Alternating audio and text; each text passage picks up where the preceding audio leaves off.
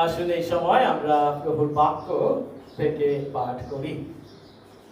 আজ আমরা দেখব মথি লিখিত সুসমাচার 13 অধ্যায়, প্রথমে 24 থেকে 30 পদ এবং তারপরে আমরা দেখব 36 থেকে 43 পদ। আসলে প্রথমে আমরা পাঠ করি মথি 13 অধ্যায় 24 থেকে 30 পদ।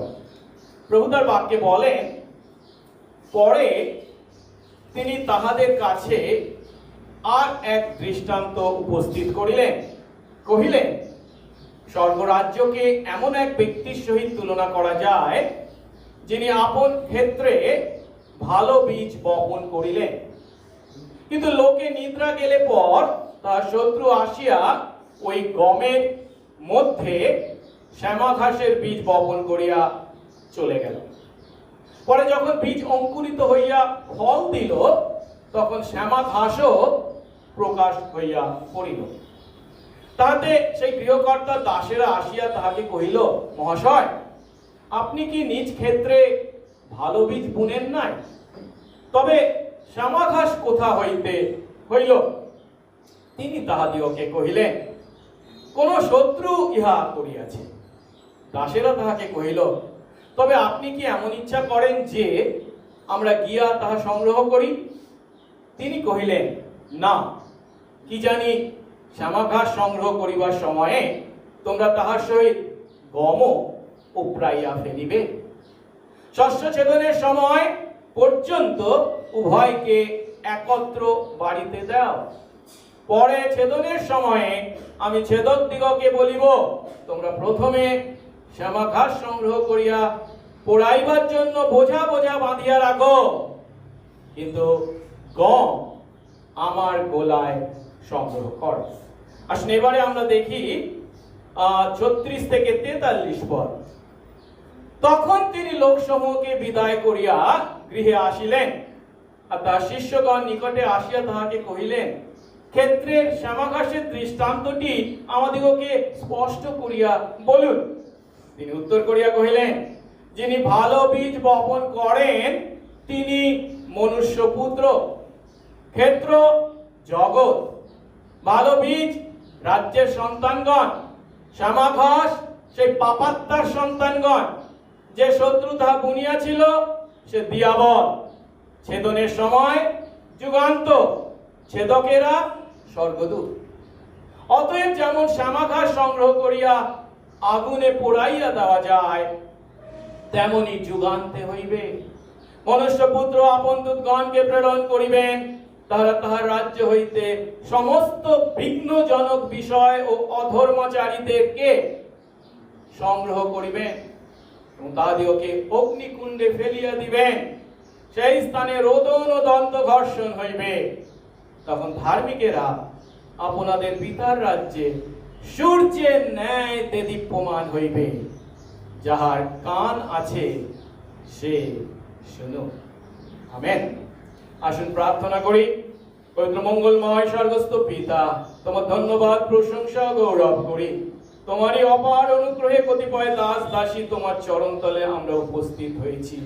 আর এই সময় প্রভু তোমার বাক্য থেকে আমরা পাঠ করেছি, যে বাক্যের তর্জমা করার শক্তি, ক্ষমতা, জ্ঞান, বুদ্ধি আমাদের কারণ নেই। প্রভু গো, তোমার আত্মা নিঃশ্বসিত সেই বাক্য, সেই বাক্যের অর্থ উপলব্ধি করতে তুমি তোমার আত্মা দ্বারা আমাদের হৃদয়কে আলোকিত করো। প্রভু গো, বক্তা শ্রোতা উভয়কেই তোমার আত্মার পরিচালনায় তোমার বাক্যের সঠিক অর্থ উপলব্ধি করতে এবং তোমার বাক্যকে তোমার বাক্য জ্ঞানে গ্রহণ করতে, আমেন বলে মেনে নিতে, এবং সেই বাক্যের দ্বারা আজ তুমি আমাদেরকে যে আশীর্বাদ দিতে চলেছ, যে অনুগ্রহ দিতে চলেছ, তোমার ভালোবাসার স্পর্শ দিতে চলেছ, তা যেন প্রত্যেকে লাভ করে আমরা বাড়ি ফিরে যাই, তোমার বাক্য অনুসারে জীবন যাপন করে আশীর্বাদ করো, সঙ্গে সঙ্গে থাকো। যিশু নামে এই প্রার্থনা চাই, আমেন। আমরা বসবো।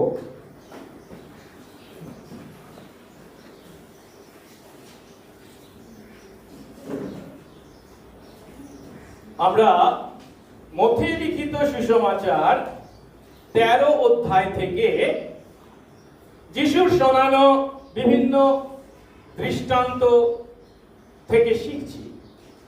গত সপ্তাহে আমরা এই অধ্যায়ে লিপিবদ্ধ প্রথম দৃষ্টান্তটি দেখেছিলাম, যেটি ছিল বীজ বপকের দৃষ্টান্ত।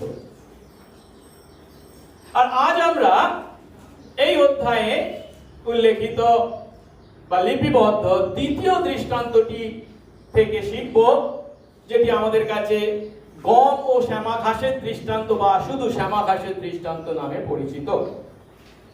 এখন এই দুটো দৃষ্টান্তই কৃষি কাজ সম্বন্ধীয়। আর লক্ষ্য করার বিষয় হলো, আজ যে শ্যামা ঘাসের দৃষ্টান্তটি আমরা শিখতে চলেছি, এটি কেবলমাত্র মথিলিখিত সুসমাচারে লিপিবদ্ধ হয়েছে। আর এই দুটো সুসমাচার, এই দুটো দৃষ্টান্তকে যখন আমরা পরপর দেখছি, একটা বিষয় কিন্তু আমাদের মাথায় রেখে আমাদেরকে উপলব্ধি করতে হবে। আর সেটি হচ্ছে, প্রথম দৃষ্টান্তটিতে অর্থাৎ বীজ বপকের দৃষ্টান্তে আমরা কি দেখেছিলাম? যিশুর দ্বারা বা তার শিষ্য তথা তার সন্তানদের দ্বারা প্রচারিত ঈশ্বরের রাজ্যের সুসমাচারের প্রতি বিভিন্ন মানুষের বিভিন্ন প্রতিক্রিয়াকে আমরা দেখেছিলাম। আর সেই বিভিন্ন মানুষকে, তাদের হৃদয়কে বিভিন্ন জমির সঙ্গে তুলনা করা হয়েছিল। পথের ধারের জমি কিংবা পাথুরে জমি, কাঁটা বনের জমি এবং উত্তম জমি। এবং শেষ জমিকে আমরা দেখেছিলাম উত্তম জমি কেন উত্তম জমি বা কে তাকে উত্তম জমি করেছে, অর্থাৎ ঈশ্বর, যাদের আসলে তারাও আর তিন দলের ভূমির ন্যায় একই প্রকার যদিও ছিল, তিনি তাদেরকে তার আত্মার অনুগ্রহে, তার আশীর্বাদে উত্তম ভূমিতে পরিণত করেছেন, যার ফলস্বরূপ তারা 30 গুণ, 60 গুণ বা 100 গুণ ফল উৎপন্ন করে। আর আজ যখন আমরা এই শ্যামা ঘাসের দৃষ্টান্তটি দেখতে চলেছি, এটিও কৃষিকাজ সম্বন্ধীয় যদিও, কিন্তু একটি প্রশ্নের মুখোমুখি আমরা হতে চলেছি এই দৃষ্টান্তের মাধ্যমে। আর সেটি হলো, আমরা এর আগে দেখেছিলাম যে যিশু স্বয়ং এসেছেন এবং বীজ বপন করেছেন, অর্থাৎ ঈশ্বরের রাজ্যের সুসমাচার বপন করেছেন। কিন্তু তিনি আসার মাধ্যমে যে ঈশ্বরের রাজ্যের সুসমাচার বপন করেছেন, যার দ্বারা তিনি এই পৃথিবীর মাটিতে ঈশ্বরের রাজ্যের শুভ সূচনা করেছেন, সেখানে একই সঙ্গে আমরা কিভাবে দুষ্টদের তথা পাপাত্মার, ডিয়াবলের সন্তানদের উপস্থিতিকে দেখতে পাই? এর কারণ কি? খুবই গুরুত্বপূর্ণ বিষয়। আর তাই আমি অনুরোধ করব, আমরা মন দিয়ে যেন এই উপদেশের প্রথম থেকে শেষ পর্যন্ত শুনি। এই দৃষ্টান্তে যিশু স্বর্গরাজ্যকে বর্ণনা করেছেন। কারণ আমরা যে অংশটি পাঠ করেছি, সেখানে শুরুতেই বলা হয়েছে কি কথা? আমরা যদি দেখি 24 পদ, পরে তিনি তাদের কাছে আর এক দৃষ্টান্ত উপস্থিত করলেন, বললেন, স্বর্গরাজ্যকে এমন এক ব্যক্তির সঙ্গে তুলনা করা যায়। স্বর্গরাজ্যকে তিনি বর্ণনা করবার জন্য এই দৃষ্টান্তটি বলতে চলেছেন। কিন্তু লক্ষ্য করার বিষয় হলো, এই একটি মাত্র দৃষ্টান্ত যার মাধ্যমে তিনি স্বর্গরাজ্যকে বর্ণনা করেছেন তা কিন্তু নয়। এরপর আমরা দেখতে পারবো একাধিক দৃষ্টান্ত তিনি শুনিয়েছেন এবং তাদের দ্বারা সেই স্বর্গরাজ্যকে বলছেন স্বর্গরাজ্য এমন বিষয়ের সঙ্গে তুলনা করা যায়, ইত্যাদি ইত্যাদি। এই যে স্বর্গরাজ্যের কথা তিনি এখানে বলছেন, এখানেই যে প্রথম বলছেন তা নয়। কারণ আমরা জানি তিনি তার সুসমাচার প্রচারের কাজ বা পার্থিব পরিচর্যা শুরু করেছিলেন সেই যমনের মতো একই কথা বলে। কি বলা হয়েছে? যিশু প্রচার করতে আহ্বান করলেন, কি বলে? মন ফেরাও, কারণ স্বর্গরাজ্য সন্নিকট হলো। মথি 4 অধ্যায় 17 পদ। শুধু কি তাই? তারপরে আমরা 5 থেকে 7 অধ্যায় পর্বতে তত্ত্ব উপদেশ দেখেছিলাম। আর সেখানেও আমরা দেখেছি তিনি বারবার সেই স্বর্গরাজ্যের বর্ণনা করেছেন। আমরা 5 অধ্যায় 3 পদ যদি দেখি, ধন্য যারা আত্মাতে দীনহীন, কারণ স্বর্গরাজ্য তাদেরই। সেই 5 অধ্যায় 10 পদ দেখি, সেখানে বলছেন ধন্য যারা ধার্মিকতার জন্য তাড়িত, কারণ স্বর্গরাজ্য তাদেরই। সেই 5 অধ্যায় 19 পদ দেখি, সেখানে তিনি বলছেন এই সমস্ত বিষয়ের ক্ষুদ্রতম বিষয়গুলি যারা লঙ্ঘন করে তারা স্বর্গরাজ্যে, কি বলা হয়েছে, ন্যূনতম ব্যক্তি হবে, ক্ষুদ্রতম ব্যক্তি হবে।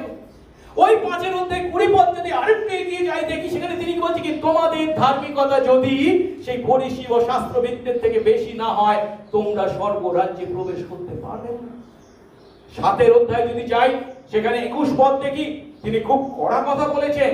সেদিন অনেকেই প্রভু প্রভু বলবে কিন্তু তারা সকলেই যে স্বর্গ রাজ্যে প্রবেশ করবে এমন নয়। অর্থাৎ যিশু স্বর্গ রাজ্যের কথা এর আগেও বলেছেন, আর এখন তিনি সেই স্বর্গ রাজ্যকে তার কাছে যারা এসে উপস্থিত হয়েছে তাদের কাছে উপস্থিত করছেন বা শিক্ষা দিচ্ছেন বা বর্ণনা করছেন দৃষ্টান্তের মাধ্যমে। কিন্তু যখন স্বর্গরাজ্য এই শব্দটির আমরা মুখোমুখি হচ্ছি তখন আমাদেরকে মনে রাখতে হবে স্বর্গরাজ্য আর ঈশ্বরের রাজ্য এই দুটো কথা বা পরিভাষা একই অর্থ বহন করে, সমার্থক।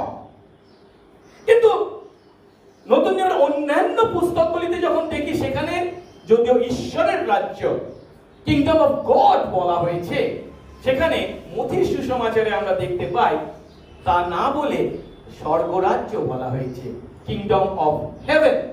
এখন প্রশ্ন হলো মথি কেন এমন পরিভাষাকে বর্ণনা করেছেন ঈশ্বরের রাজ্য না বলে? তার কারণটা হচ্ছে ঈশ্বরের রাজ্য এই কথাকে ব্যবহার করার দ্বারা যখন আমরা বলি ঈশ্বরের রাজ্য এই কথা যখন বলছি তখন আমরা কার নাম উচ্চারণ করছি? ঈশ্বরের নাম। যে ঈশ্বরের নাম হচ্ছে কি পবিত্র বলে মান্য হোক। কিন্তু পাপী মানুষ আমরা এই পাপিষ্ঠ পাপপূর্ণ ওষ্ঠ দিয়ে সেই ঈশ্বরের নামকে কি আমরা যখন তখন ব্যবহার করতে পারি? ইহুদিদের মধ্যে যে চিন্তাটা ছিল সেটা হচ্ছে কি ঈশ্বরের নামকে সেই খুঁতখুঁতে ইহুদিরা সব সময় ব্যবহার করতে পারত না। তারা সেই ঈশ্বরের পবিত্র নামকে তাদের মুখ দিয়ে উচ্চারণ করা থেকে নিজেদেরকে দূরে রাখত। আর তাই মথি কি করেছেন? যেহেতু এই সুসমাচার লিপিবদ্ধ করছেন মূলত কাদের উদ্দেশ্যে? ইহুদিদের উদ্দেশ্যে। তাদের কথায় চিন্তা করে ঈশ্বরের রাজ্য যদিও ঈশ্বরের রাজ্য কিন্তু ঈশ্বরের রাজ্য না বলে তাকে কি বলছেন? ঈশ্বরের এই শব্দটিকে পরিবর্তে স্বর্গ শব্দকে ব্যবহার করেছেন বা স্বর্গ রাজ্য বলেছেন। কিন্তু একটা প্রশ্ন হয়তো আমরা এখানে করতে পারি, আচ্ছা ঈশ্বরের পরিবর্তে তিনি কেন স্বর্গ শব্দটাকে ব্যবহার করলেন? তিনি অন্য কোনো শব্দ তো ব্যবহার করতে পারতেন, কেন তিনি স্বর্গ শব্দকে ব্যবহার করলেন? এর উত্তরে যে কথা বলা যেতে পারে, কারণ ঈশ্বরের রাজ্য বিষয়টাকে বুঝতে হবে। ঈশ্বরের রাজ্য কথার অর্থ কি? সহজ অর্থ হচ্ছে এটা হচ্ছে রিয়ালম বা ক্ষেত্র বা স্থান যার উপরে ঈশ্বরের সার্বভৌম রাজত্ব বা কর্তৃত্ব বর্তমান। এখন যদি প্রশ্ন করা যায় ঈশ্বরের সার্বভৌম কর্তৃত্ব বা রাজত্ব কোথায় প্রাথমিকভাবে বর্তমান? কোথায়? স্বর্গে। তিনি সার্বভৌমভাবে তার কর্তৃত্ব বা রাজত্ব বজায় রেখেছেন। কিন্তু যিশু যখন সেই স্বর্গ ছেড়ে এই পৃথিবীর মাটিতে এসেছিলেন তখন কি ঘটেছিল? তখন তিনি এই পৃথিবীতে সেই স্বর্গরাজ্যের অগ্রগতির কথা এই পৃথিবীর মাটিতে ঘোষণা করেছিলেন। যাকে তার সঙ্গে তুলনা করা যায়, তিনি যেন এসেছেন এই পৃথিবীর মাটিতে সেই শত্রুর অঞ্চলকে অধিকার করে স্বর্গরাজ্যের সীমা কি করছেন? বৃদ্ধি দান করে চলেছেন। আর তাই তার এই পৃথিবীর মাটিতে আগমনকে বলা হয়েছে স্বর্গরাজ্যের আগমন। এখন সেই স্বর্গরাজ্যকে যিশু যখন মানুষদের কাছে প্রকাশ করছেন, বর্ণনা করছেন, এখানে আমরা দেখতে পাচ্ছি একটি দৃষ্টান্তের দ্বারা তিনি বর্ণনা করেছেন। মানুষদের মধ্যে সেই ঈশ্বরের রাজত্ব যখন তিনি এনেছিলেন তখন তাকে বর্ণনা করতে গিয়ে এই শ্যামা ঘাসের দৃষ্টান্তটি তাদেরকে শুনিয়েছিলেন। আজকে আমরা সেই শ্যামা ঘাসের দৃষ্টান্তটিকে দুই ধাপে উপলব্ধি করব। প্রথম ধাপে দৃষ্টান্তটাকে ভালো করে উপলব্ধি করব, শ্যামা ঘাসের দৃষ্টান্ত যেটা আমরা 24 থেকে 30 পদে পেয়েছি।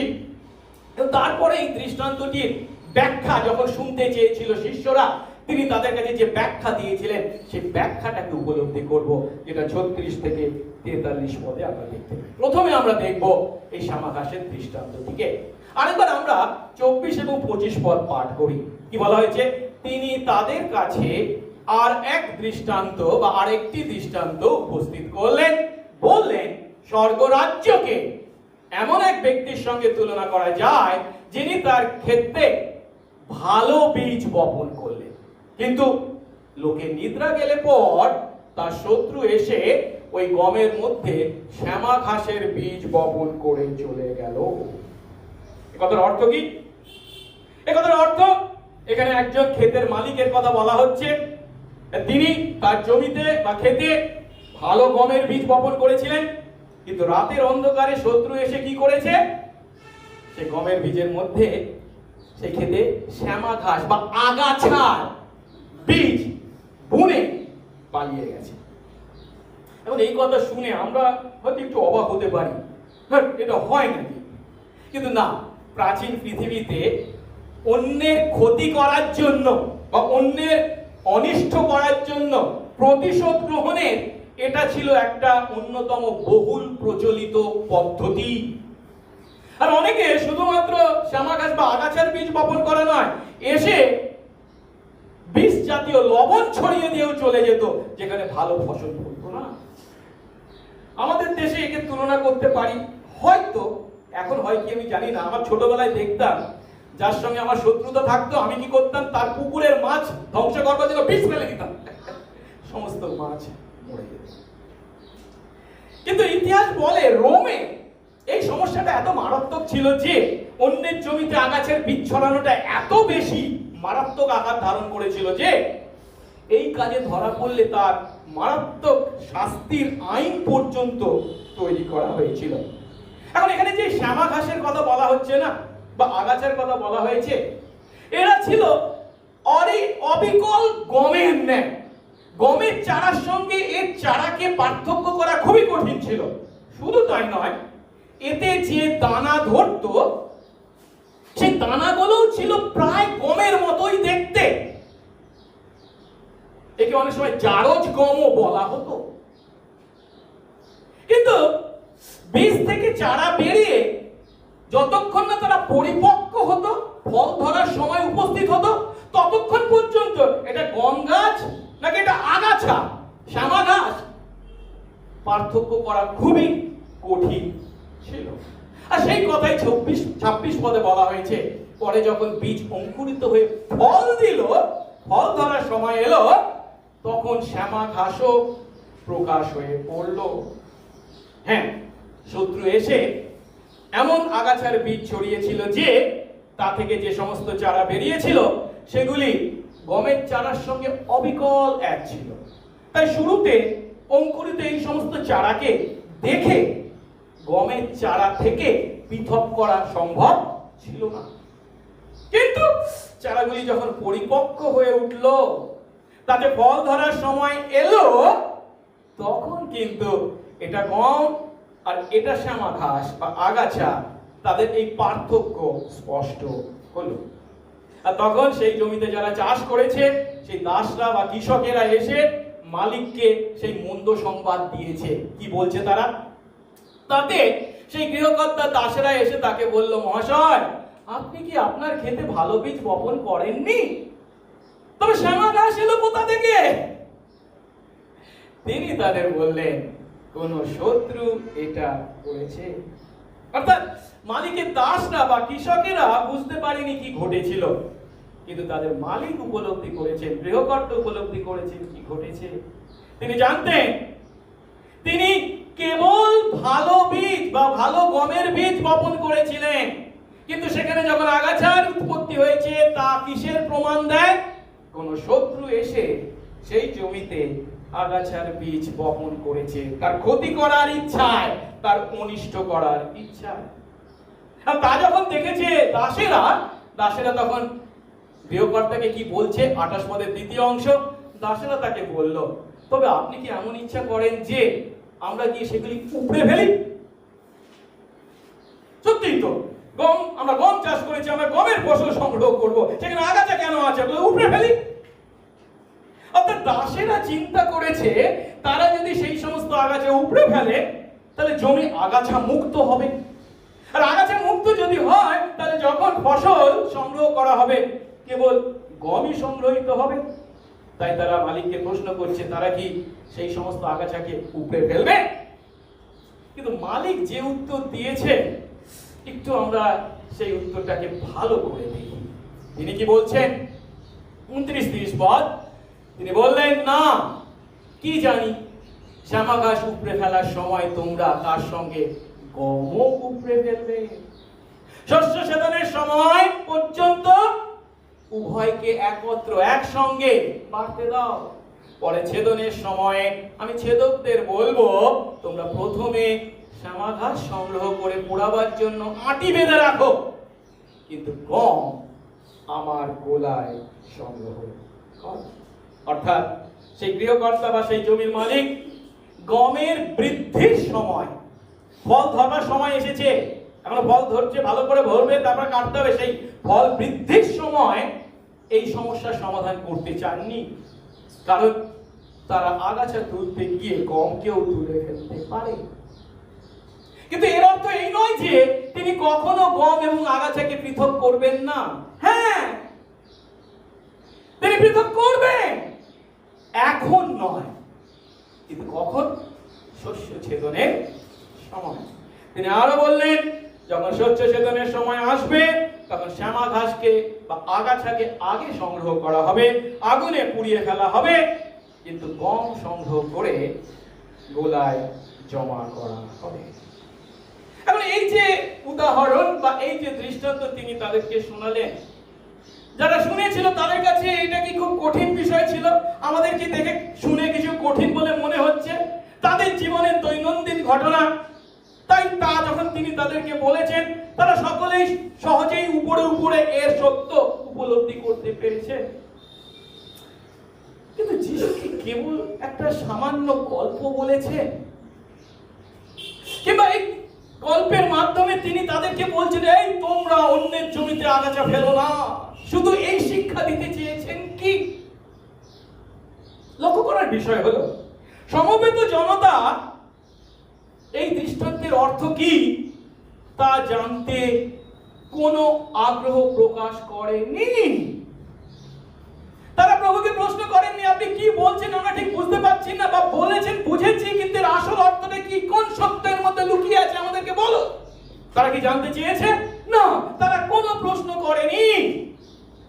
কারণ প্রথম দিনে যখন আমরা এই দৃষ্টান্ত সম্বন্ধে শিখছিলাম, আমরা উপলব্ধি করেছিলাম অনেক মানুষ, বিস্তর মানুষ তার কাছে যদিও সমবেত হতো, কিন্তু তাদের সকলেরই যে উদ্দেশ্য ছিল এই, তারা তাকে বিশ্বাস করত, তাদের পাপের জন্য অনুতপ্ত হয়েছিল, স্বর্গরাজ্যের সন্তান তারা, তা সেই স্বর্গরাজ্যের সত্য আরো জানতে চায় তা নয়। অনেকে আসে অলৌকিক কাজ দেখার জন্য, অনেকে আসে খাবার খাওয়ার জন্য। যিশু নিজে বলেছেন যোহন 6:36 পদে, সত্য সত্য আমি তোমাদের বলছি, তোমরা চিহ্ন কার্য দেখেছো বলে আমার অন্বেষণ করছো তা নয়, কিন্তু সেই রুটি খেয়েছিলে, তৃপ্ত হয়েছিলে বলে। কিন্তু সবাই কি এক? না, তার সঙ্গে তার শিষ্যরাও আছেন।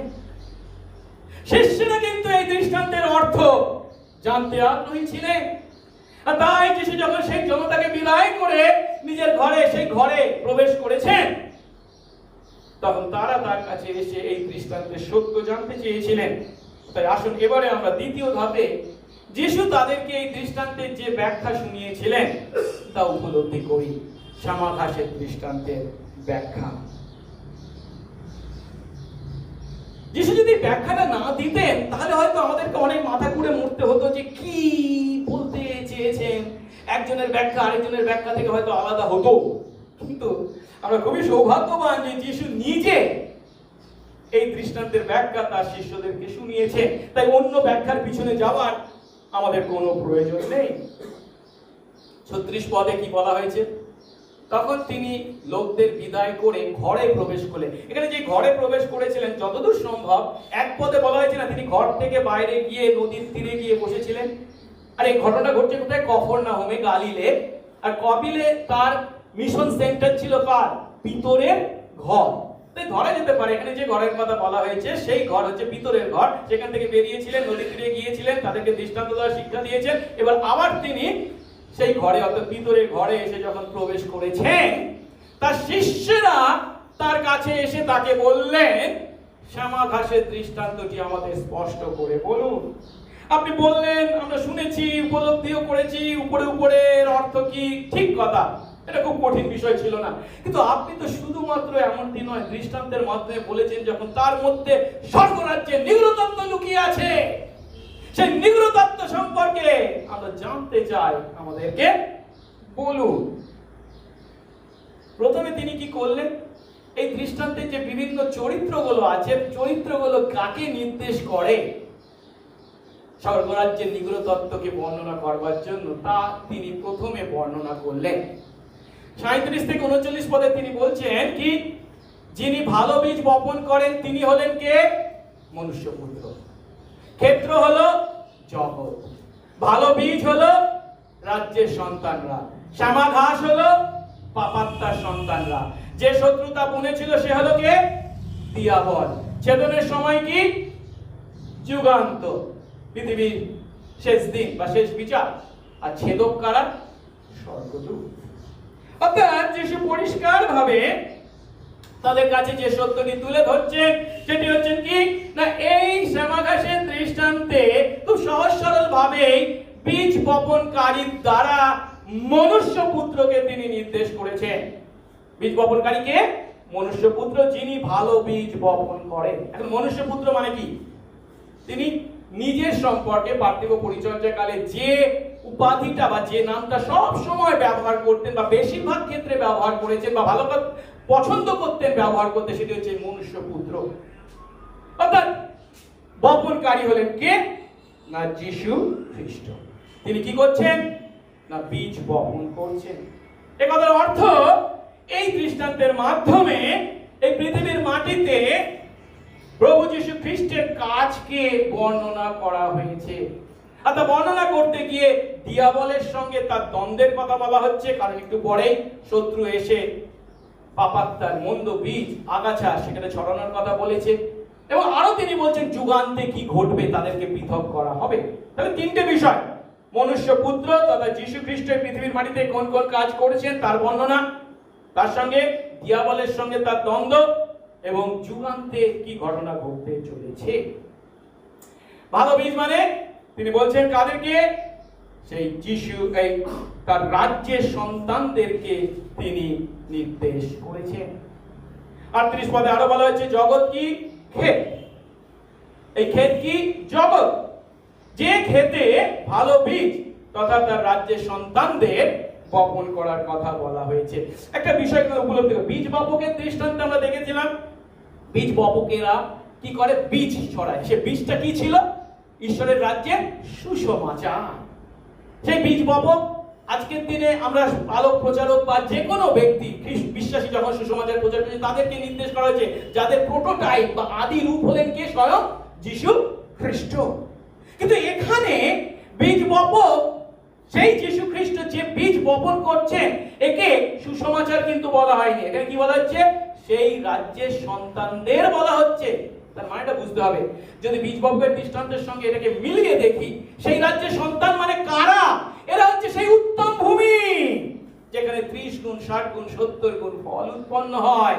এরা হচ্ছে সেই উত্তম ভূমি, ফল ধারণকারী উত্তম ভূমি। সেই সমস্ত সন্তান তার বাক্যকে ব্যবহার করে ঈশ্বর যাদের নতুন জন্ম দিয়েছেন, ধার্মিক গণিত করেছেন, এবং তারা তাদের জীবনে ঈশ্বরের প্রতি বাধ্যতার এবং ফল ধারণের, আত্মা জয়ের জীবন যাপন করেছেন, তাদেরকে তিনি রাজ্যের সন্তান বলেছেন। এবং আরো বলা হচ্ছে শ্যামা ঘাস কি? শ্যামা ঘাসকে বলা হচ্ছে পাপাত্মার সন্তান। পাপাত্মার মানে কি? সেই দিয়াবলের সন্তান বলা হয়েছে।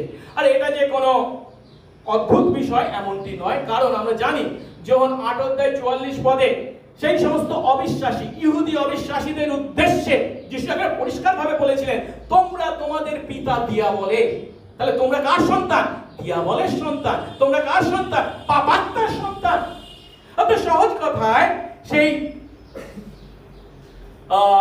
মন্দ বা আগাছার বীজের দ্বারা নির্দেশ করা হয়েছে পরিষ্কার ভাবে অবিশ্বাসীদেরকে।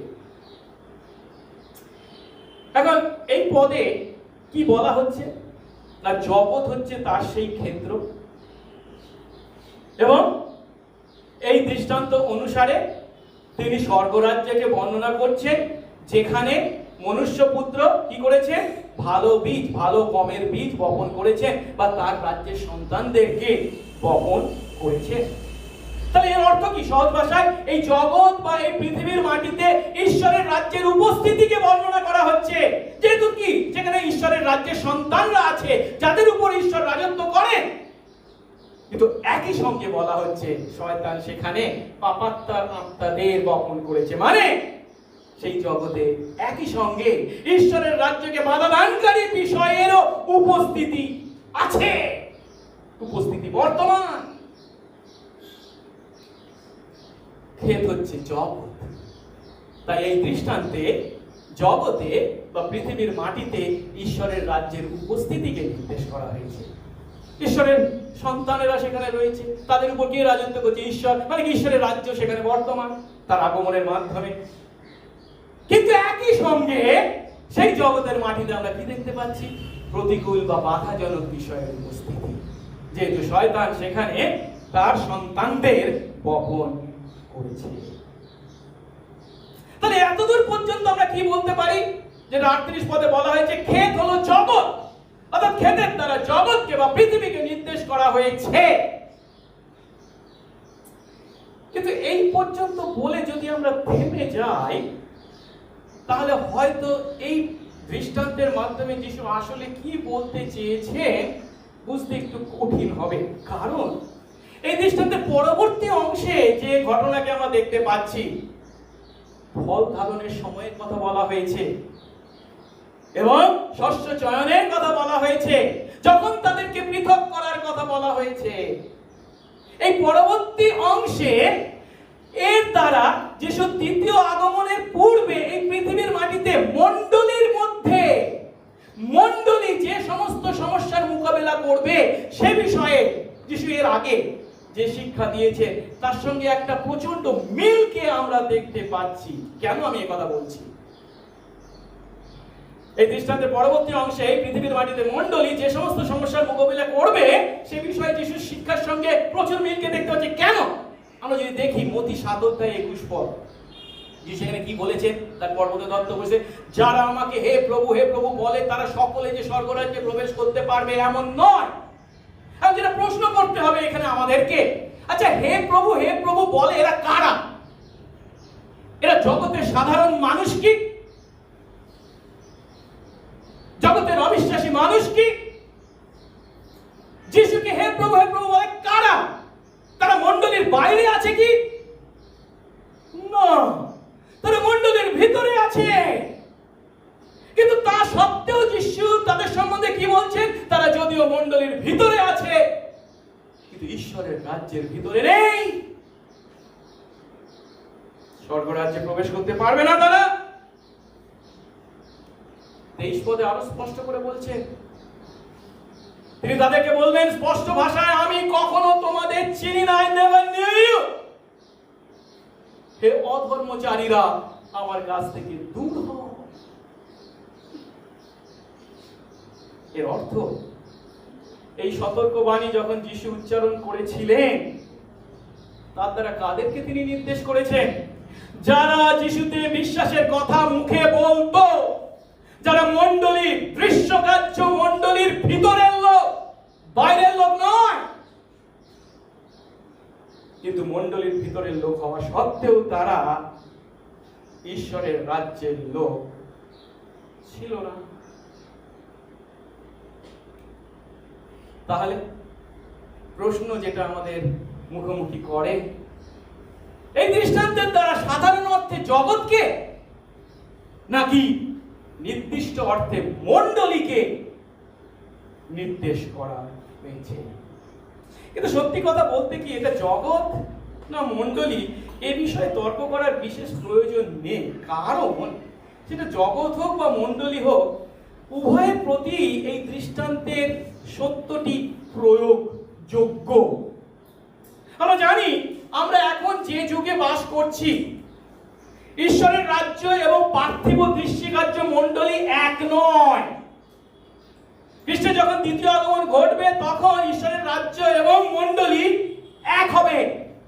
আজকে এই পৃথিবীর মাটিতে যখন স্বর্গরাজ্য ঈশ্বরের রাজ্য বলা হচ্ছে, তার যে অনেক বড় বিষয়,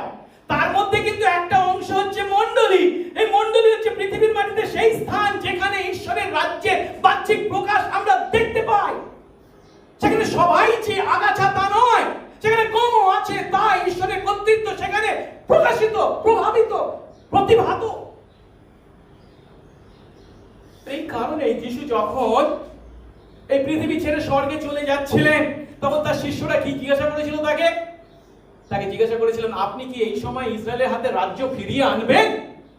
তখন যিশু তাদেরকে কি উত্তর দিচ্ছেন?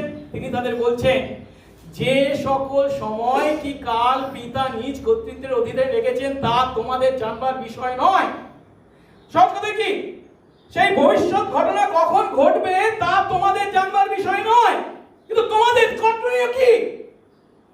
কিন্তু পবিত্র আত্মা তোমাদের উপর আলে তোমরা শক্তি প্রাপ্ত হবে, তোমরা জেরুসালেমে, সমুদয় জিহুদিয়া, সমরিয়া, দেশীয় পৃথিবীর প্রান্ত পর্যন্ত আমার সাক্ষী হবে। সেই সমস্ত ভবিষ্যৎ ঘটনা কখন ঘটবে তা যদিও তোমাদের জানার দরকার নেই, কিন্তু এখন দৃশ্যকার্য মণ্ডলীতে তোমাদের প্রাথমিক দায়িত্ব হলো কি? এই পৃথিবীর মাটিতে যীশু খ্রিস্ট যে ঈশ্বরের রাজ্যের শুভ উদ্বোধন করেছেন, শুভ সূচনা করেছেন, সেই রাজ্যের পক্ষে তারা যেন সাক্ষ্য গ্রহণ করে। যার অর্থ সেই পুনরুত্থিত যীশু আগামী দিনে তাদের সেই সাক্ষ্যকে বহন করে তার রাজ্যের সন্তানদের বপন করতে চলেছেন। ঈশ্বরের বাক্য সুসমাচারকে ব্যবহার করে তিনি তার রাজ্যের সন্তানদের বপন করতে চলেছেন। যার অর্থ কি? মণ্ডলী। মণ্ডলী কথার অর্থ কি? বিশ্বাসীদের গোষ্ঠী তিনি তৈরি করতে চলেছেন। আরেকটা বিষয় এখানে উপলব্ধি করতে হবে, এখানে শয়তান সম্পর্কে কি বলা হয়েছে? সে কি করলো? তার সন্তানদের, পাপাত্মার সন্তানদের বীজ বপন করলো। এখন একটা প্রশ্ন, এই জগতে শয়তানকে কি নতুন করে তার সন্তানদের বীজ বপন করার প্রয়োজন আছে? না। কেন? সারা জগতে তার সন্তানদের দ্বারা ছেয়ে গেছে। জগতে নতুন করে তার পাপাত্মার সন্তানদের বীজ ছড়ানোর প্রয়োজন নেই। কিন্তু কোথায় প্রয়োজন আছে পাপাত্মার সন্তানদের বীজ ছড়ানো? দৃশ্যগ্রাহ্য মণ্ডলীর মধ্যে। শয়তান সেই পাপাত্মার সন্তানদের স্থাপন করার কাজ ক্রমশ করে চলেছে। এই পাপাত্মার সন্তান কারা? যাদেরকে মথি 7 অধ্যায়ে বলা হয়েছে মুখে যিশুকে প্রভু বলে স্বীকার করে, কিন্তু যাদের হৃদয় তার থেকে অনেক দূরে। এই দৃষ্টান্ত হলো সেই সমস্ত মানুষ যাদেরকে দিয়াবল মণ্ডলীর মধ্যে বপন করেছে।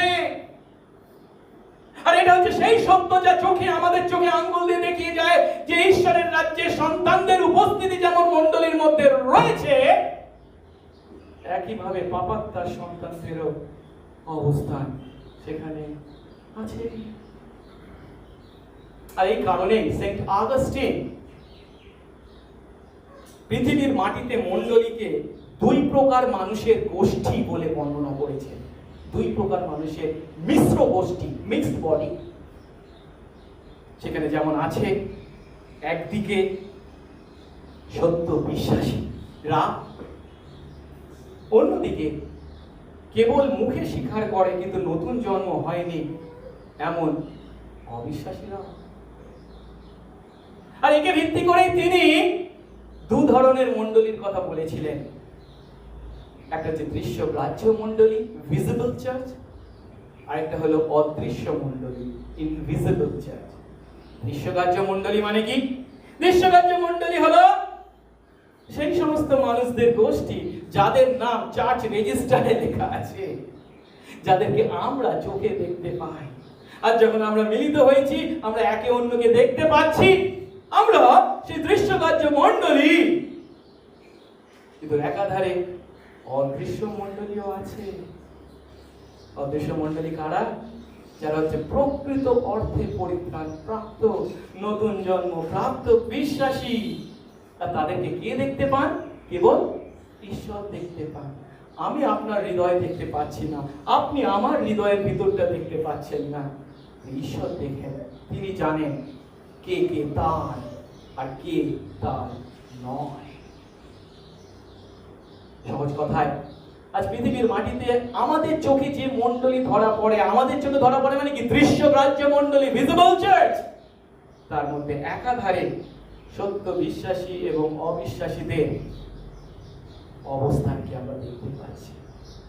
এখন এই সত্য যখন আমরা উপলব্ধি করি, তখন আমরাও সেই দাসদের মতো আমাদের প্রভুকে কি বলতে চাইবো? তাহলে এই আগাছা, এই সমস্ত অবিশ্বাসী, যারা বিশ্বাসী না হয়েও মণ্ডলীর ভিতরে আছে, তাদেরকে কেন উপড়ে ফেলা হবে না? তাদের উপড়ে ফেলা হোক, যেমন দাসেরা বলেছিল না। তবে আপনি কি এমন ইচ্ছা করেন যে আমরা গিয়ে সেগুলো উপড়ে ফেলি? কিন্তু গৃহকর্তা কি বললেন? না, তা করো না। কি জানি শ্যামা ঘাস উপড়ে ফেলার সময় তোমরা তার সঙ্গে গমও উপড়ে ফেলবে। যার অর্থ এই কাজ, শ্যামা ঘাস উপড়ে ফেলার কাজে মানুষ আমরা উপযুক্ত নই। আমরা শ্যামা ঘাস ভেবে ভুল করে গমকেও উপড়ে ফেলতে পারি, কিন্তু গম ও শ্যামা ঘাসকে পৃথক করার একমাত্র উপযুক্ত ব্যক্তি হলেন স্বয়ং ঈশ্বর। তিনি সেই কাজ সুসম্পন্ন করতে চলেছেন। তিনি উপযুক্ত সময়ে তা করবে। কখন? শস্য ছেদনের সময়। আর তাই কি বলছেন? সেই শস্য ছেদনের সময় যতদিন না উপস্থিত হয়, উভয়কে একত্র বাড়তে দাও, বৃদ্ধি পেতে দাও। যার অর্থ সেই সময় যতদিন না উপস্থিত হয়, ততদিন আমরা একে অন্যের প্রতি যেন ধৈর্যশীল হই। কি জানি আমরা যাদের আগাছা ভেবে ভুল করেছিলাম, তারা আসলে ছিল গম। এই যে ধৈর্য ধরে অপেক্ষা করার কথা বলছেন, সেই ধৈর্য ধরার সময়ের মধ্যে হয়তো যারা আসলে গম ছিল কিন্তু দেখে মনে হচ্ছিল আগাছা, তারা এই সময়ের মধ্যে ফল ধারণ করবে। আর তাই তিনি বলছেন উভয়কে একসঙ্গে বাড়তে দিতে হবে। আমাদের প্রভু বলছেন গম ও শ্যামা ঘাসকে একত্রে বৃদ্ধি পেতে দাও। কিন্তু এর অর্থ এই নয় চিরকাল তারা একসঙ্গে থাকবে। কারণ প্রভুর কথা মতো যখন শস্য ছেদনের সময় উপস্থিত হবে, তাদের পৃথক করা হবে। আর প্রভু স্পষ্ট করে কি বলছেন? সেই সময় কখন? সেটা হচ্ছে যুগান্ত, যখন শস্য ছেদনের সময় আসবে। তিনি স্বর্গদূতদেরকে পাঠাবেন, পৃথক করার কাজ সাধন করবেন। ছেদনের সময় হচ্ছে যুগান্ত, ছেদকেরা হলেন সেই স্বর্গদূত। অতএব শ্যামা ঘাস যেমন সংগ্রহ করে আগুনে পুড়িয়ে দেওয়া যায়, তেমনই যুগান্তে হবে সেই সমস্ত অবিশ্বাসীকে পুড়িয়ে ফেলা হবে, যারা ছিল মণ্ডলীর মধ্যে আসলে কিন্তু বিশ্বাসী নয়। মনুষ্যপুত্র তার দূতদের পাঠাবেন, তারা তার রাজ্য থেকে সমস্ত বিঘ্নজনক বিষয় ও অধর্মচারীদের সংগ্রহ করবেন এবং তাদের অগ্নিকুণ্ডে ফেলে দেবেন। সেই স্থানে রোদন ও দন্ত ঘর্ষণ হবে, কিন্তু ধার্মিকেরা তাদের পিতার রাজ্যে সূর্যের ন্যায় দেদীপ্যমান হবে। হ্যাঁ, সেই শস্য ছেদনের সময় প্রভু স্বয়ং তার স্বর্গদূতদেরকে গম এবং আগাছাকে পৃথক করবার জন্য পাঠাবেন, যারা যুগান্তে তথা সেই শেষ বিচারে তাদের চূড়ান্ত পৃথক করার কাজ সম্পন্ন করবেন। কিভাবে? প্রথমে শ্যামা ঘাসের ন্যায় পাপাত্মার সন্তানদেরকে উপড়ে ফেলা হবে এবং তাদেরকে অগ্নিকুণ্ডে ফেলে দেওয়া হবে, যেখানে রোদন ও দন্ত ঘর্ষণ হবে। এখন এই কথা যখন আমরা শুনছি, মানে কি নরক যন্ত্রণা তারা ভোগ করবে, হয়তো আমরা একটু দুঃখিত হতে পারি তাদের জন্য। তারা তো ছিল আমাদের মধ্যে, কিন্তু এই হলো তাদের পরিণতি। আমরা যদি মথি 15 অধ্যায় দেখি 12-13 পদ, সেখানে দেখতে পাই যিশুর শিষ্যরাও কিন্তু যিশুকে এমন প্রশ্ন করেছিল। যিশু যখন পরিষ্কার ভাবে সেই ফরিসীদের কপটতাকে তুলে ধরেছিলেন, তখন তারা কি বলেছিল? আপনি কি জানেন এই কথা শুনে ফরিসীরা বিঘ্ন পেয়েছে, কষ্ট পাচ্ছে, দুঃখ পাচ্ছে? যিশু কি উত্তর দিয়েছিলেন? আমার স্বর্গীয় পিতা যে সকল চারা রোপণ করেননি, সে সকল উপড়ে ফেলা হবে।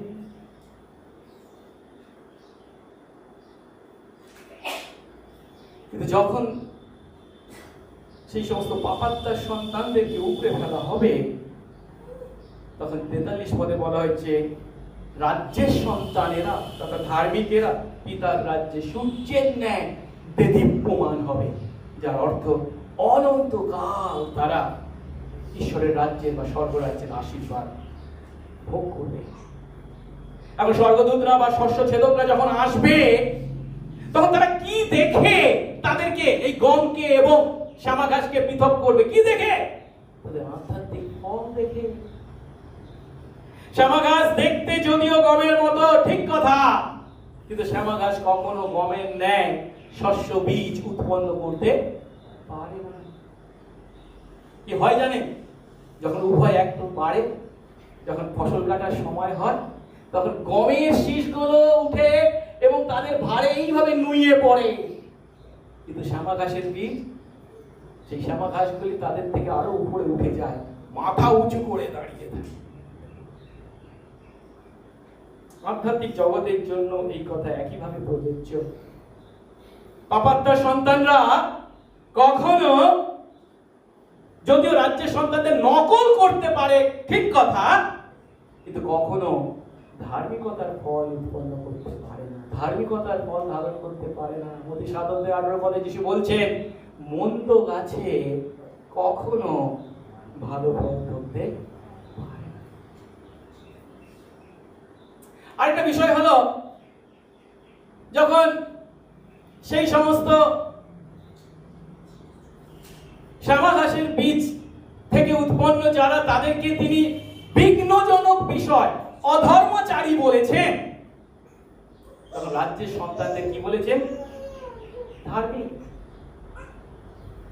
তাদের এই যে পার্থক্য, তা শেষ দিনে, শেষ বিচারে স্পষ্ট হয়ে উঠবে তাদের ফল দেখে।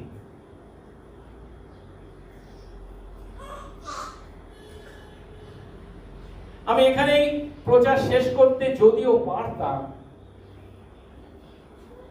কিন্তু তবুও কিছু কথা বলার আছে। কেন? আমাদেরকে উপলব্ধি করতে হবে, এখানে এই দৃষ্টান্ত আমাদের এমন কথা বলছে না যে শেষ বিচার যতদিন না আসে ততদিন আমরা গম ও আগাছার বিষয়ে যে পার্থক্য আছে সে বিষয়ে কোনো চিন্তাই করব না, তা কি বলা হয়েছে? আমরা কি আগাছাকে গম বলে মেনে নেব? যেহেতু ওরা আমাদের সামনে আছে তাই ওরাও হলো গম?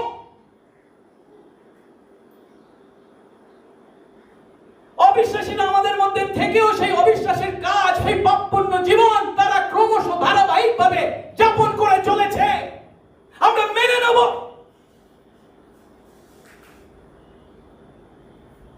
আমরা তাদের সেই ক্রমশ ধারাবাহিক পাপকে ক্রমশ প্রশ্রয় দেব?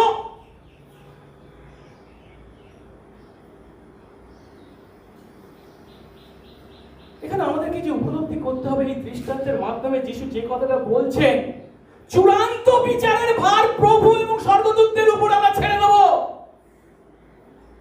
চূড়ান্ত বিচার, শেষ বিচার, সেটা প্রভু এবং স্বর্গদূতদের উপর। কিন্তু এখন মণ্ডলীতে বিশ্বাসী আমাদের দায়িত্ব কি? সে বিষয়ে কিন্তু এই দৃষ্টান্ত আমাদেরকে যদিও কিছু বলছে না, কিন্তু বাইবেলের অন্যান্য অংশে সে কথা আমাদের অবশ্যই বলা হয়েছে। কেন আমি কথা বলছি? এই মথিলিখিত সুসমাচারে যখন আমরা 18 অধ্যায় পাঠ করি, 15 থেকে 20 পদ, সেখানে আমরা দেখতে পাই বিশ্বাসী আমরা নিজেরা যখন শৃঙ্খলাবদ্ধ জীবনযাপন করব, একই সঙ্গে অন্য বিশ্বাসীরাও যাতে শৃঙ্খলাবদ্ধ জীবনযাপন করে তার দিকেও আমাদেরকে নজর দিতে তিনি বলেছেন। আমরা দেখবো আর চোখ বন্ধ করে থাকবো তা তিনি বলেননি। যখন কোন বিশ্বাসী বিপদে পরিচালিত হয়, মারাত্মক পাপের ধারাবাহিক ক্রমশ জীবনযাপন করে, প্রভু বলছেন তার কাছে যাও, ব্যক্তিগতভাবে তাকে বুঝিয়ে বলো। সে যদি ফেরে, তুমি তাকে লাভ করলে। তাতে যদি না হয় দুজন সাক্ষীকে নিয়ে যাও, তাকে বলো, বোঝাও, যদি ফেরে তুমি তাকে লাভ করলে। শেষে মণ্ডলীকে বলো, মণ্ডলীর সামনে বিষয়টিকে নিয়ে আসো। কিন্তু সমগ্র মণ্ডলীর কথাতেও যদি সে কান না দেয়, তখন প্রভু বলেছেন তার প্রতি মান্ডলিক শৃঙ্খলা বিধি, চার্চ ডিসিপ্লিন প্রয়োগ করতে। কি বলছেন তিনি সেখানে?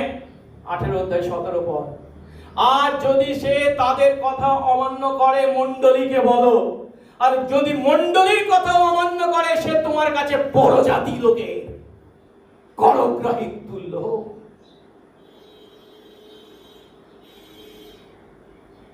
আমাদের সর্বদা মনে রাখতে হবে, যদিও তিনি এখানে বিশ্বাসী আমরা একে অন্যকে শৃঙ্খলাবদ্ধ করবার জন্য চার্চ ডিসিপ্লিনকে প্রয়োগ করবার অনুমতি যদিও পেয়েছি, যে চার্চ ডিসিপ্লিন আমাদের রিফর্ম চার্চের একটি গুরুত্বপূর্ণ দিক, কারণ সত্য মণ্ডলীর 3টি চিহ্নের মধ্যে এটি হলো একটি। সত্য মণ্ডলীতে ঈশ্বরের বাক্য সঠিকভাবে প্রচার হবে প্রথমত, দ্বিতীয়ত সঠিকভাবে বাপ্তিস্ম ও প্রভুর ভোজন অনুষ্ঠান পালন করা হবে, এবং তৃতীয়ত মান্ডলিক শৃঙ্খলা বিধির সঠিক প্রয়োগ থাকবে। কিন্তু আমরা যেন কখনো তাড়াহুড়ো করে কোনো শাস্তিমূলক পদক্ষেপ গ্রহণ না করি। প্রভুর কথা যেন আমরা সর্বদা মনে রাখি।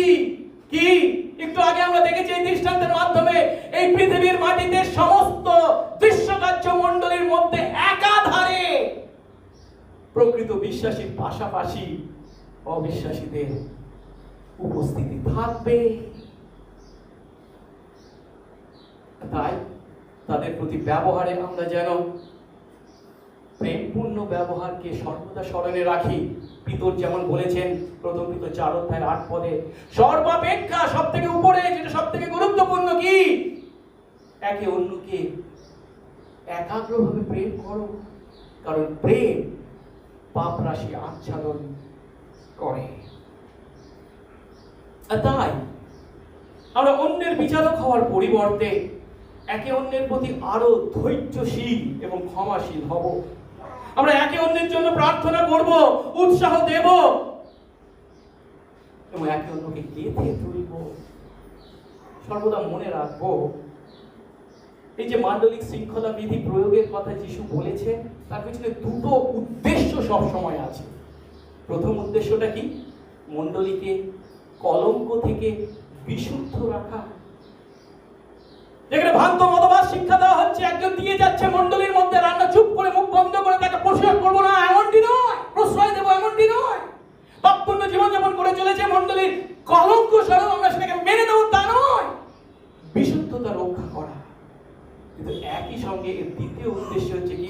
যারা মারাত্মক পাপ করেছে কিন্তু বিশ্বাসী ভাই বোন, মনে রাখতে হবে বিশ্বাসী খ্রিস্ট বিশ্বাসী ভাই বোন আমরাও মারাত্মক পাপ করতে পারি, কিন্তু তাদের প্রতি যখন চার্চ ডিসিপ্লিন অ্যাপ্লাই করা হয়, তার মাধ্যমে চেতনা দানের মাধ্যমে আমরা তাদেরকে পুনরায় ফিরে পেতে চাইছি।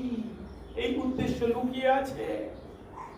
তাই সর্বদা মনে রাখবো, একমাত্র যে পাপের ক্ষমা নেই বাইবেলের শিক্ষা অনুসারে, সেটি কোন পাপ জানেন? যে পাপ করার পর পাপী অনুতপ্ত হয় না। এমন কোন মারাত্মক ক্রমশ ধারাবাহিক পাপ করে চলেছে, কিন্তু তাকে যখন তা বলা হয়েছে, তার প্রতি চার্চ ডিসিপ্লিন অ্যাপ্লাই পর্যন্ত করা হয়েছে, সে যত বড়ই পাপ করুক না কেন, তারপর সে যদি পাপের জন্য অনুতপ্ত হয়ে ফিরে আসে, আমরা অবশ্যই তাকে কি করব? গ্রহণ করব। এই বিষয়টি খুব পরিষ্কারভাবে আমরা করিন্থীয় মণ্ডলীতে দেখতে পাই। 2000 বছর আগের মণ্ডলী, করিন্থীয় মণ্ডলী, যে মণ্ডলীর কথা নতুন নিয়মে পর্যন্ত লিপিবদ্ধ করা হয়েছে, সে কতখানি পবিত্র মণ্ডলী ছিল বলে হয়তো আমরা মনে করতে পারি না। এই 21 শতাব্দীর মণ্ডলী যেমন আমাদের মণ্ডলীতে রয়েছে একাধারে গম এবং আগাছা, তাদের মণ্ডলীতেও তাই ছিল। আর কি ঘটনা ঘটেছিল আমরা যদি প্রথম করিন্থীয় 5 অধ্যায় 1-2 পদ দেখি, সেখানে দেখতে পাই যে পৌল জানতে পেরেছেন সেই মণ্ডলীতে এমন এক ব্যক্তি আছে যে বিশ্বাসী বলে পরিচয় দেয় মণ্ডলীর ভিতরে, কিন্তু তার নৈতিক জীবনের কোনো মান নেই। কি বলছেন? বাস্তবিক শোনা যাচ্ছে, তিনি শুনতে পেয়েছেন তোমাদের মধ্যে ব্যভিচার আছে, এবং এমন ব্যভিচার যা পরজাতিদের মধ্যেও নেই। এমনকি তোমাদের মধ্যে একজন তার পিতা স্ত্রীকে রেখেছে। পিতা স্ত্রীকে রেখেছে মানে কি মা হিসেবে তোমার দেখাশোনা করছি সেই অর্থে নয়, তার বিমাতার সঙ্গে এসে সহবাস করছে। আর তোমরা গর্ব করছো, বরং বিলোপ করোনি কেন? যেন এমন কার্য যে করেছে তাকে তোমাদের মধ্যে থেকে বের করে দেওয়া হয়। এ কথার অর্থ কি? পৌল যখন এ বিষয়ে শুনেছেন তখন তিনি বাধ্য হয়েছেন তার চিঠি লিখতে, এবং সেই চিঠিতে তিনি পরিষ্কারভাবে বলছেন তার প্রতি চার্জ ডিসিপ্লিন অ্যাপ্লাই করো। কি বলছেন তিনি 4-5 পদে?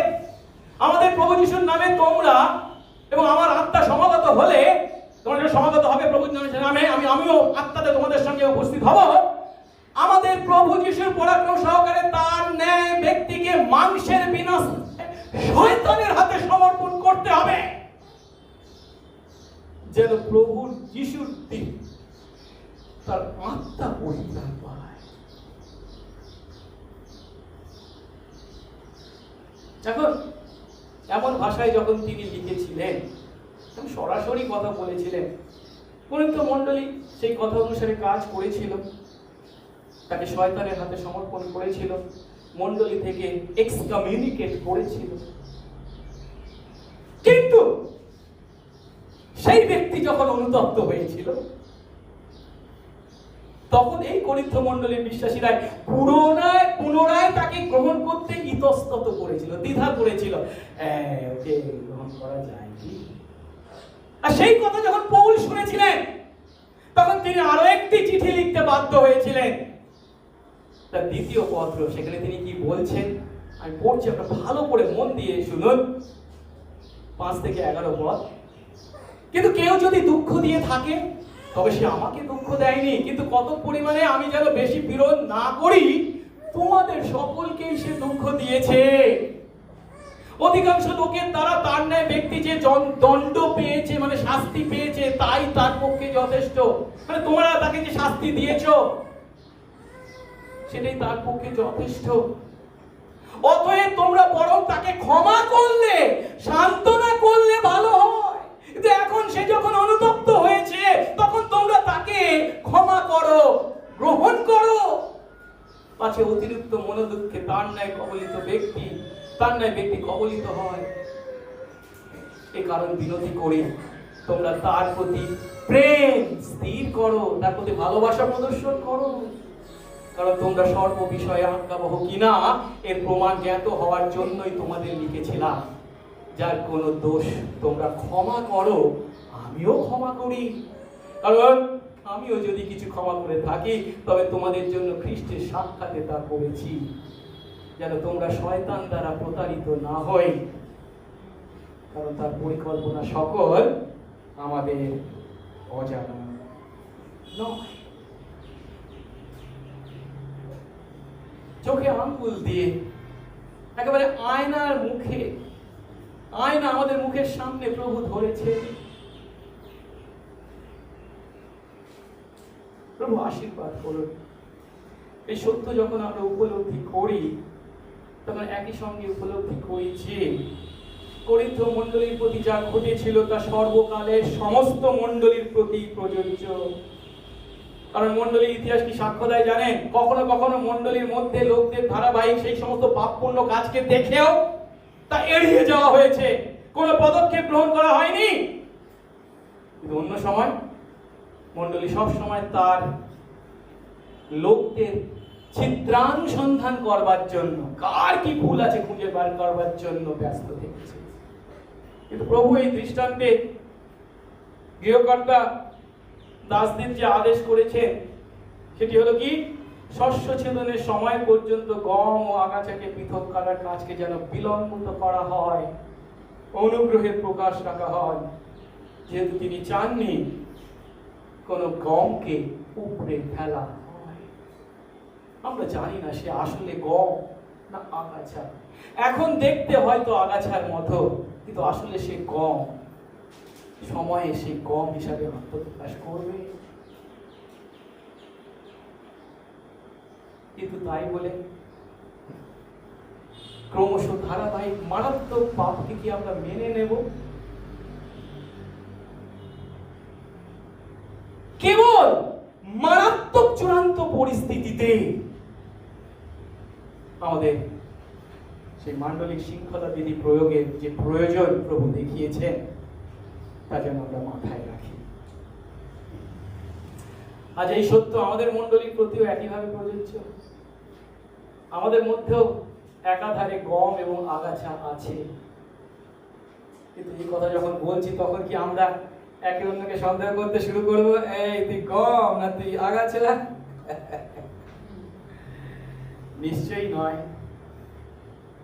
তার পরিবর্তে যে সত্য আমরা স্বীকার করবো তা হলো আমাদের মধ্যে প্রকৃতি বিশ্বাসীদের পাশাপাশি অবিশ্বাসীদের উপস্থিতিটা স্বাভাবিক। তাই আমাদের প্রয়োজন আছে কি? প্রভু সুসমাচার যখন প্রচারিত হয়, আমরা প্রার্থনা করব যদি তারা সত্যি গম হয়ে থাকে, তারা সুসমাচারের বিশ্বাসে যেন অনুতপ্ত হয়ে প্রভুকে বিশ্বাস করে তাদের আসল পরিচয়টা প্রকাশ রাখে। কিন্তু অন্য যারা আমরা গম বিশ্বাসী, সব সময় যদি সুসমাজের প্রচারে শুনি, তাহলে আমাদের আধ্যাত্মিক বৃদ্ধি হবে কি করে? তার জন্য প্রয়োজন প্রভুর বাক্যে পরিপক্ক হওয়ার জন্য শিক্ষা। প্রভু সেই শিক্ষাও যেন আমাদের প্রত্যেককে দেয়, যার অর্থ আজ একে অন্যের প্রতি আসুন আমরা একে অন্যের জন্য প্রার্থনা করি, একে অন্যকে ভালোবাসি, একে অন্যকে উৎসাহিত করি, একে অন্যকে বিশ্বাসে গেঁথে ধরি। আসুন প্রার্থনা করি। মঙ্গলময় স্বর্গস্থ পিতা, তোমার ধন্যবাদ করি প্রভু। আজ তোমার বাক্যের মাধ্যমে কঠিন হলেও একটি সত্যকে আমাদের কাছে তুমি তুলে ধরবে। সত্যের কাছে মিথ্যাকে কখনোই প্রভু উচ্চীকৃত করা যায় না। সত্যকে যতকালই ঢেকে রাখা যাক না কেন, শেষ পর্যন্ত ঢেকে রাখা যাবে না, প্রকাশ পাবেই পাবে।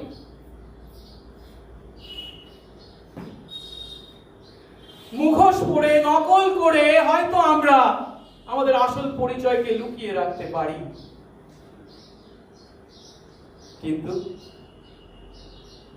ফল ধারণের সময় যখন হবে, যুগান্তের মুখোমুখি যখন আমরা হব, তখন সব প্রকাশ পাবে।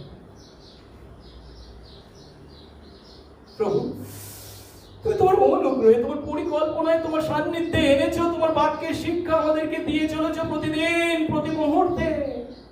যে কত বড় আশীর্বাদ!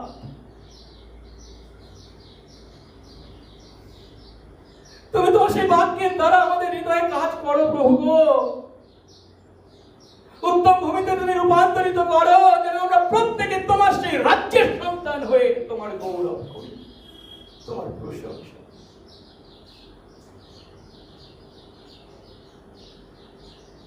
প্রভু, তোমার সন্তান হয়েও যখন আমরা অগৌরব স্বরূপ কাজ করি, জীবন যাপন করি, ক্রমশ ধারাবাহিক ভাবে, প্রভু তুমি তোমার বাক্য দ্বারা আমাদেরকে চেতনা দাও, পরিবর্তিত করো, সঙ্গে সঙ্গে থাকো। যিশু নামে এই প্রার্থনা চাই, আমেন।